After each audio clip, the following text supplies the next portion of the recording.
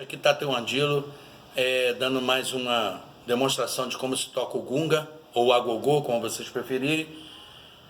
Agora nós vamos aprender a tocar o barra-vento. Existe também dois jeitos de se tocar o barra-vento. Existe o quebrado e existe o barra-vento, que também é do mesmo modo do conga e do munjola.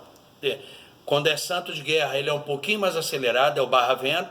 Quando é lembá, dandalunda, zumbá, caiá, samba, é um pouquinho mais para trás. Então essa diferença do quebrado para o barra-vento.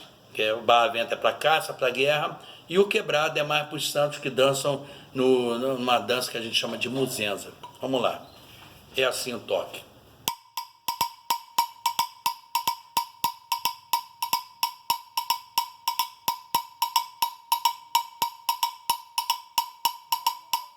Também é importante saber parar.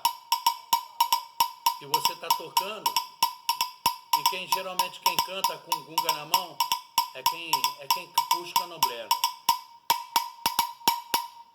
Beleza, pessoal? Vamos treinar.